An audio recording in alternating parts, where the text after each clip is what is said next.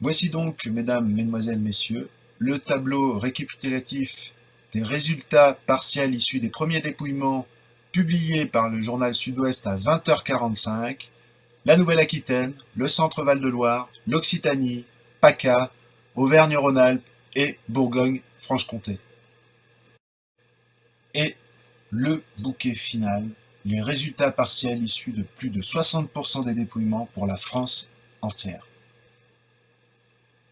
Les résultats partiels des dépouillements sur la France entière concernent plus de 23 millions de votants, sur un total de 37 millions, soit plus de 60% du corps électoral votant pour ce premier tour. La tendance sur la France entière est la même que pour les 6 autres régions.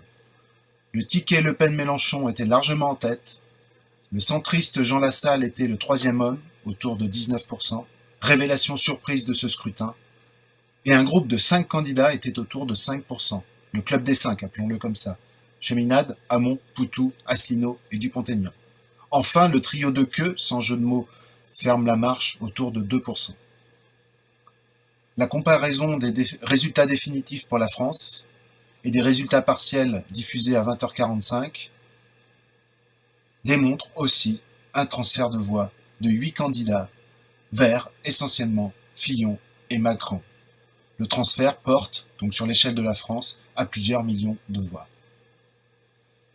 6 571 562 voix en plus pour Fillon et 8 213 343 voix en plus pour Emmanuel Macron sur la France entière à 20h45.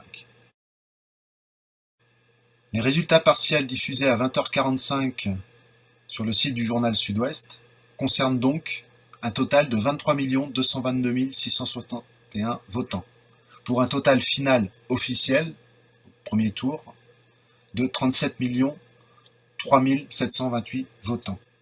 Les chiffres des dépouillements publiés par le site de Sud-Ouest à 20h45 ne souffrent aucune contestation quant à leur authenticité. La logique des transferts de voix est incontestable puisqu'elle est mathématique.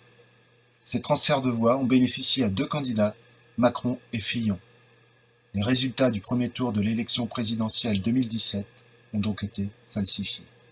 Comme ces résultats partiels publiés par le journal Sud-Ouest à 20h45 concernent un nombre significatif de votants, plus de 70% des bulletins exprimés, nous pouvons faire plusieurs remarques quant au désir que les Français ont exprimé lors de ce premier tour de l'élection présidentielle 2017. La volonté d'en finir avec le double parti unique qui domine la France depuis 40 ans. Le PS et l'UMP ne dépassent pas les 10%, avec 3 candidats issus de leur rang, soit une moyenne de 3,33% par candidat. Le deuxième point qui émerge de ces vrais résultats, c'est le souhait d'un renouvellement. Ce renouvellement passe par le score de Jean Lassalle, ainsi que ce qu'on appelle, je vais appeler le club des 5, c'est-à-dire les 5 candidats qui font autour de 5%. Et ces 5 candidats et Jean Lassalle réunissent à eux 6 plus de 40% des suffrages. Donc il y a vraiment le souhait de tourner une page en France. Le troisième point, c'est le rejet total de Emmanuel Macron, qui finit bon dernier si on se fie aux résultats sur la France entière. Il est même probable, puisque le dépouillement ne lui était pas plus favorable dans les grandes villes, qu'il soit encore plus bas au final, donc en dessous de 1,5%. C'est un échec absolu pour l'oligarchie, qui ne fait que creuser le fossé qui la sépare du reste de la France, ou qui la sépare de la France tout simplement. Quatrième point, le duel Mélenchon-Le Pen reflétait bien les tendances d'avant ce premier tour.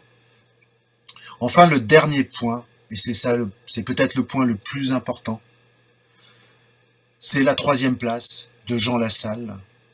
Cette 3e place de cet homme-là est tout un symbole.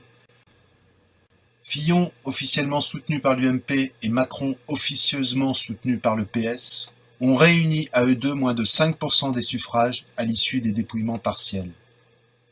Et à l'issue de ces élections, l'UMPS a fusionné et s'appelle En Marche, la République En Marche. Un ancien de l'UMP est devenu Premier ministre, Édouard Philippe, et un ancien du PS, Emmanuel Macron, est devenu président de la République.